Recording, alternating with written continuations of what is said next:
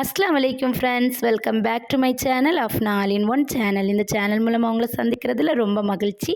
இன்றைக்கி இந்த cheese white pasta தான் பார்க்க போகிறோம். உண்மையாகவே க்ரீமியான இந்த சீஸ் ஒயிட் பாஸ்தா சூப்பரான ஒரு ரெசிபி. கண்டிப்பாக ட்ரை பண்ணி பார்த்துட்டு எப்படி இருந்துச்சுன்னு எனக்கு கமெண்ட் பண்ணுங்கள். இப்போ வாங்க வீடியோக்குள்ளே போகலாம். இப்போ ஒரு பாத்திரம் எடுத்து அதில் நம்ம பாஸ்தா வேகிறதுக்கு தேவையான அளவு தண்ணி வச்சாச்சு. தண்ணி வச்சுட்டு நம்ம எடுத்து வச்சுட்டு ஒரு பாக்கெட் பாஸ்தாவை சேர்த்தாச்சு. சேர்த்துட்டு இதில் உப்பும் கொஞ்சமாக ஆயிலும் சேர்த்துக்கிறேன். ஒரு 1/2 டீஸ்பூன் ஆயிலும் சேர்த்து இதை நல்லா குக் பண்ணி எடுக்கலாம். ஒரு 3 மினிட்ஸ் மட்டும் குக் பண்ணால் போதும். இப்போ நல்லா குக் ஆகிடுச்சு. இதில் நான் சாதா வாட்டரில் கூலிங் வாட்டரில் நான் வாஷ் பண்ணி எடுத்துக்கிறேன். அப்போ தான் ஒன்றோடு ஒன்று ஒட்டாது, சூப்பராக இருக்கும்.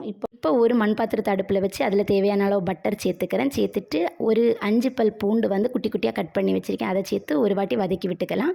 இதோட ஒரு வெங்காயத்தையும் சேர்த்து வதக்குங்க.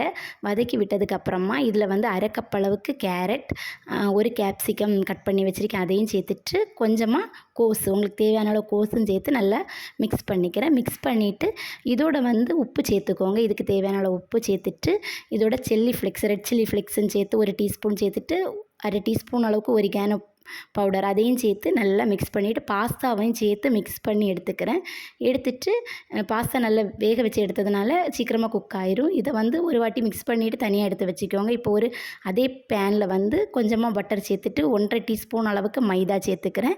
சேர்த்து இதை நல்லா மிக்ஸ் பண்ணி விட்டுக்கலாம். அந்த மைதா கலர் சேஞ்ச் ஆகாமல் இருக்கணும். அதுக்கப்புறமா ஒரு கப் அளவுக்கு வாட்டர் சேர்த்துட்டு நல்லா மிக்ஸ் பண்ணிவிட்டு இதோட ரெட் சில்லி ஃப்ளெக்ஸ் கொஞ்சமாக சேர்த்துட்டு எடுத்து வச்சுருக்க சீஸ், நமக்கு தேவையான அளவு சீஸும் சேர்த்து இதை நம்ம குக் பண்ணி வச்சுருக்க பாஸ்தாவும் சேர்த்து நல்லா கிளறி எடுத்திங்கன்னா சூப்பரான சீஸ் ஒயிட் பாஸ்தா ரெடி. கண்டிப்பாக ட்ரை பண்ணி பாருங்கள். இதோட ரெசிபி பிடிச்சிருந்தா என்னோடய சேனலுக்கு சப்ஸ்கிரைப் பண்ணுங்கள். இன்னொரு வீடியோவில் பார்க்கலாம். அஸ்ஸலாமு அலைக்கும்.